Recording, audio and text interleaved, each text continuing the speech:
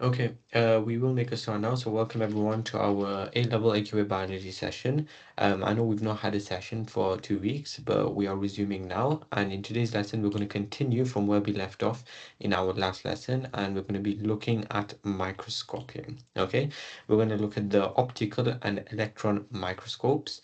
We're then going to move on to the transmission electron microscope and the scanning electron microscope, which are two types of electron microscopes, something new that you wouldn't have done at GCSE. And then we're going to finish off by looking at some exam questions. Okay, so if we have a look at the specification, this is what the specification says. Now, there is a part of this specification we are not going to be looking at in today's lesson, and that's the principles of cell fractionation and ultracentrifugation. We're going to be looking at this in our next lesson. Okay, so next lesson is going to be all about cell fractionation and ultracentrifugation. Okay, so what we're going to be looking at today is going to be the principles and limitations of the optical microscope, the transmission electron microscope, and the scanning electron microscope. We're not going to be measuring the size of objects, but we're going to be having a quick recap of the formula that you are also required to know. The image size equals actual size multiplied by magnification, the formula which is there, and then we're going to be looking at applying our knowledge in some exam questions. Okay, so first of all, what we're going to do is have a recap of previous knowledge, and there are some key definitions that you are required to know for in terms of previous knowledge. Okay, so in terms of magnification, the definition for magnification is as follows. It refers to how many times larger the image is compared to the actual object. Okay, that's what magnification tells us.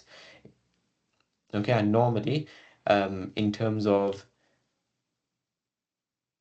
magnification, you normally have the magnification of an image at the bottom of an image, in the sort of bottom right corner, and you will see times 40, for example, or times 100, and that's where the magnification is normally placed. Okay, but again, it's something that you should already be familiar with. It's just how many times larger the image is compared to the actual object. Okay, for example, if we see something really small, we tend to draw it larger so we can see it in more depth. Okay, it's not the actual size, it's not reflective of the actual size, and that's what we call magnification. It's the difference in how many times larger the image size is compared to the actual object. Okay, now the next definition that we're going to look at is resolution. And resolution is the minimum distance between two objects in which they can still be viewed as separate. Okay, so it's the maximum magnification that you can go into. Okay, so if we had a circle over here, if we pick out the 2 points next to each other, so for example, this point and this point, we pick out 2 points and we zoom in onto these 2 points, that will tell us the resolution of these 2 points. Okay, so if we zoom in on these 2 points and view them as larger, this is the resolution. Okay, it's the minimum distance that we have between two separate points on a diagram. Okay, so that's what the resolution is the minimum distance we have between two objects where they can still be viewed as separate. Okay, so if you pick out points which are the closest together, you can't pick out any other point which is closer because you've picked out the two closest points. You can't zoom in any further, and that's the resolution. Okay, so the resolution of a light microscope is determined by the wavelength of light. So again, from GCSE, you would have used light microscopes. So what you normally have is your light microscope and you view the specimen, which is on the slide. And on the slide, you would view the specimen, whatever object is on the slide. You will view it under the microscope. How does that microscope magnify the image? It magnifies the image by using a wavelength of light. Okay, so a light microscope, and by the way, a light microscope is just another word for an optical microscope. is just another word for the optical microscope, and all this does is that it uses a wavelength of light to magnify the image.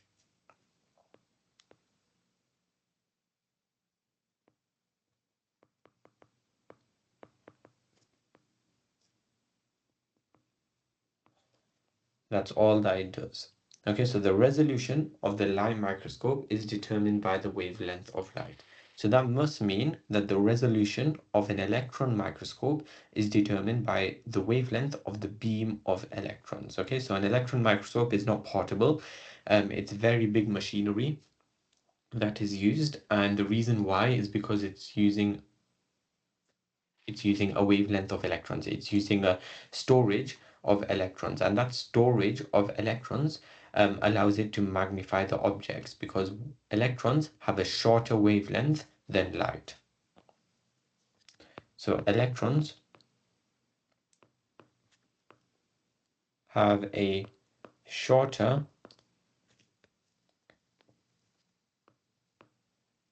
wavelength of light. Because they have a shorter wavelength of light, that means they are able to give you a higher magnification of the image.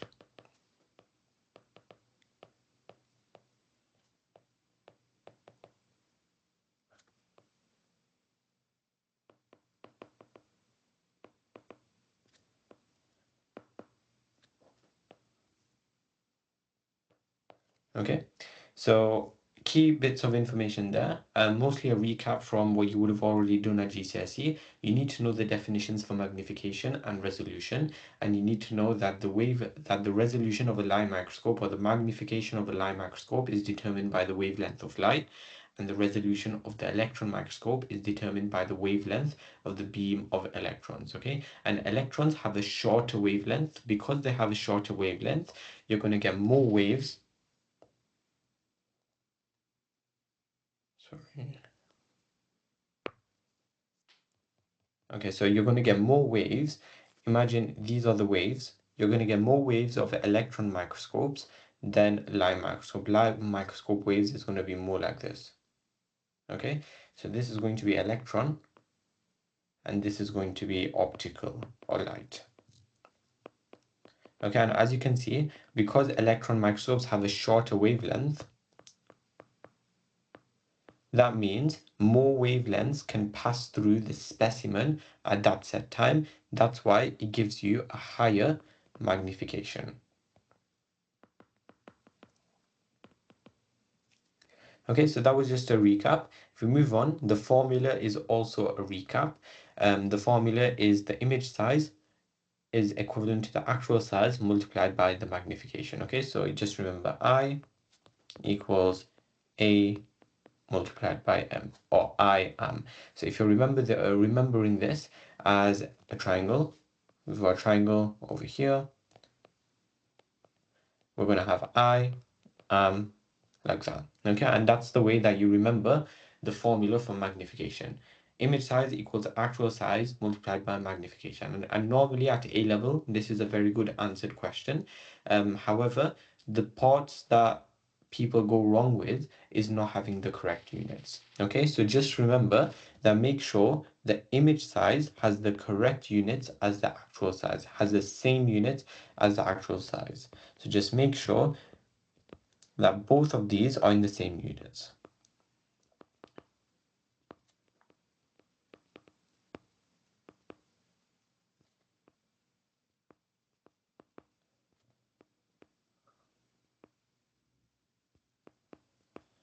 Okay, so for example, if we're going from millimeters to micrometers, you just need to multiply by 1,000.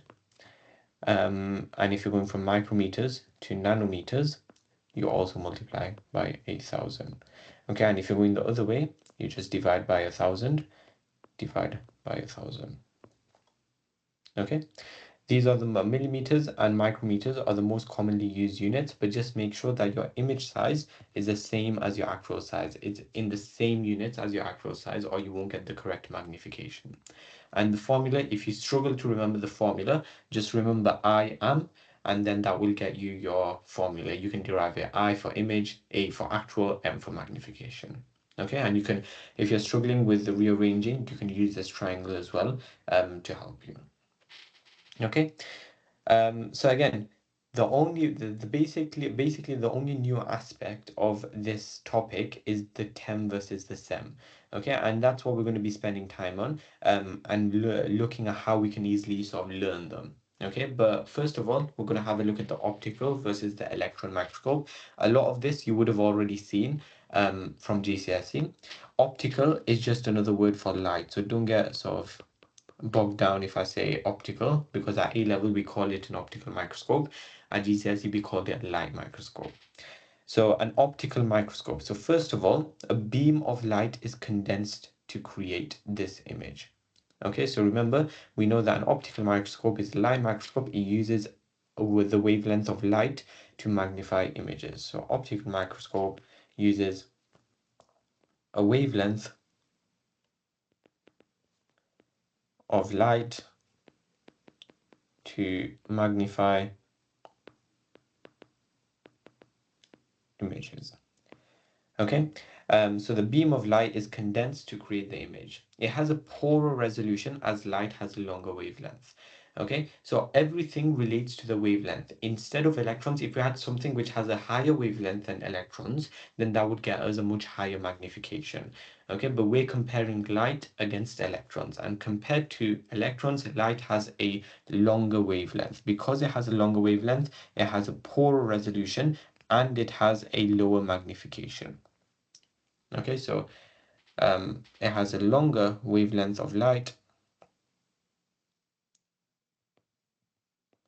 Because it has a longer wavelength of light, it has a lower magnification and lower resolution. Okay, but in an optical microscope, the advantage that you have is that you can see color images. Okay, and that's not possible within an electron microscope. With an optical microscope, you can see the images in color. Okay, and another advantage that you see with an optical microscope is that you can view living samples of specimen. Okay, it has a lower magnification and lower resolution. So when you're looking at your specimen, you're not going to be seeing it in the amount of detail that you would if you used an electron microscope. However, you would still see some magnification of it, especially because you have three different lenses. You can view the specimen in three different magnifications. You can view it at three different resolutions, and it will give you color images, which means that you can see it in color. It's not going to be boring like the electron microscope, and the specimen can be living. It doesn't need to be killed in any way for you to view it, so it can be living. Okay, now if you look at the electron microscope, in an electron microscope, a beam of electrons is condensed to create the images. So remember, we saw a light microscope or an optical microscope uses a wavelength of light to magnify images. An electron microscope uses the wavelength of a beam of electrons to magnify images.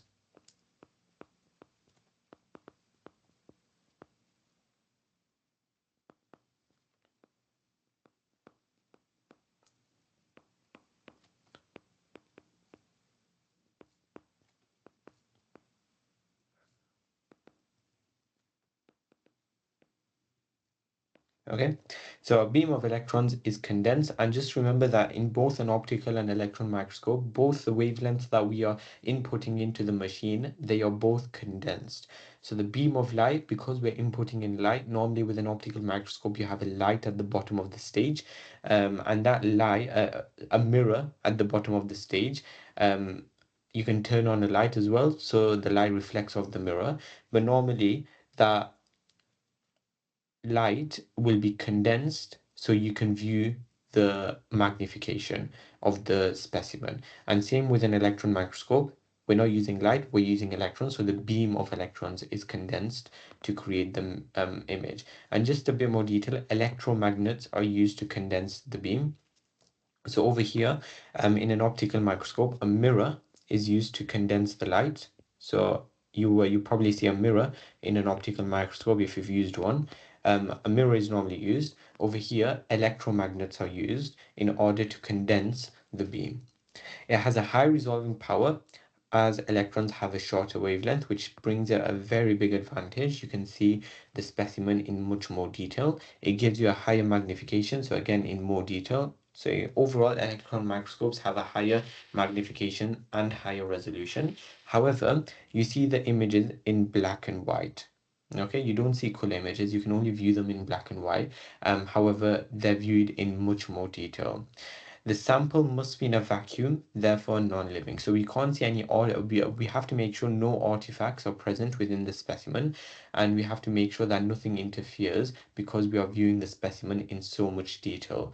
Because we're viewing the specimen in that much detail, we're zooming into the specimen a lot. We have to make sure that it's in a vacuum, because the vacuum will make sure nothing external, sort of microorganisms or anything like that, enters and interferes with the view that we are seeing. Okay, and if we're in a vacuum, there is no air. Because there is no air, the sample must be non-living, because then the sample wouldn't be able to respire, so it will die anyway. So the sample must be non-living because it is present in a vacuum, and it's present in a vacuum because it's using that beam of electrons, and it's ensuring that no sort of microorganisms or other artifacts are present within the sample that we view. So we've got an optical microscope there compared against an electron microscope. Okay. What we're going to move on to now is comparing between the two types of electron microscope. So first we had the categories of microscopes. We had the optical microscope, and we had the electron microscope. Okay, now we're going to broaden our knowledge, and optical stops there, but electron, there are two types that you are required to know, and that's the TEM and that's the SEM. Okay, so you've got the transmission electron microscope, and then you've got the scanning electron microscope. And that's what we're going to look at now. Okay, so we're going to start off by looking at the transmission electron microscope.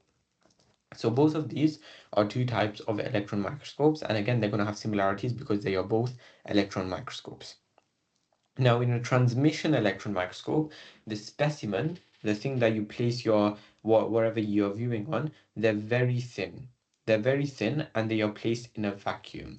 And what happens here is an electric gun produces a beam of electrons that pass through the specimen. Some parts absorb the electrons and appear dark, and then a 2D image is produced and a detailed image on the internal structures of cells are produced. Okay, and I'll go through this in more detail, but looking at the scanning electron microscope, what's happening is that the specimen doesn't really need to be thin. The electrons are not going to be transmitted through. So transmitting is when the electrons go through. The electrons are beamed onto the surface and they are scattered in different directions depending on contours, and that produces a 3D image. So if we look at what this information actually means, what you need to know is a transmission electron microscope has a thin specimen. Okay, so the thing that you clip onto the stage is going to be very thin.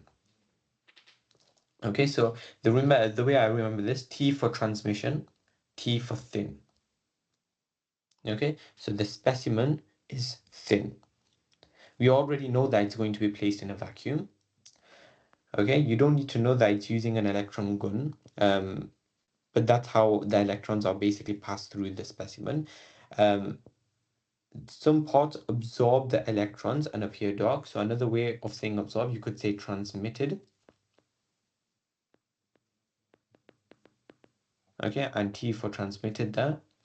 Some parts absorb the electrons and appear dark.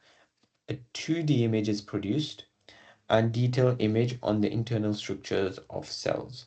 Okay, so the transmission electron microscope gives you a higher, more detailed image of the specimen.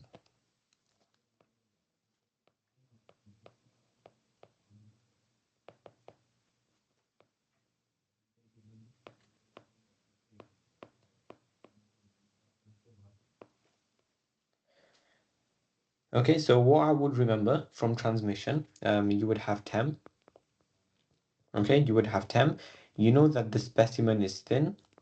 You know that the electrons are transmitted. And then you would know that you have a 2D image because 2D, 2 for 2 in as in words and T for transmission. A 2D image is produced and this one gives you a higher magnification. Okay, so I guess the only thing that you really need to sort of learn is the bottom part because the high magnification doesn't really link with transmission. But the other three, T for TEM, T for thin specimen, T for transmission, T for transmitted, electrons are absorbed in some parts and appear dark. T for transmission, T for 2, so you're viewing 2D, and then you get it also gives you a higher magnification. Now, in a scanning electron microscope, it's literally the opposite. Okay, scanning literally scans the specimen. Okay, literally imagine it as like a uh, if you're photocopying paper, you see the scanning happening in order to scan the paper. That's literally what happens in a scanning electron microscope. Okay, the electrons are used, however, they're not used to be transmitted through the specimen and be absorbed by the specimen. They are basically used to scan the specimen. Okay, so literally the opposite. So we've got SEM, and it doesn't need to be thin, so it's literally the opposite. It's thick. Um, Scanning means that it is scattered. They are scanned or scattered. S for scanning, S for scattered. Okay, so the electrons are scattered onto the surface. So scattered on surface. And opposite of TEM, it produces a 3D image. Okay, so TEM is the one that I would remember. It is thin, it is 2D, electrons are transmitted and absorbed by the specimen. Okay, and it gives you a higher magnification. Then SEM is literally the opposite of that. In a scanning electron microscope, the electrons are scattered on the surface and it produces a 3D image. That's how I would differentiate between the transmission electron microscope and the scanning electron microscope. Okay, and many people struggle to remember what to say and how to learn this. I've given you a way there using the letter rule. So T for thin, T for transmitted, T for 2, so 2D, SEM, S for scattered, S for surface, and then 3D. And that's all you need to know when you're comparing the transmission electron microscope to the scanning electron microscope.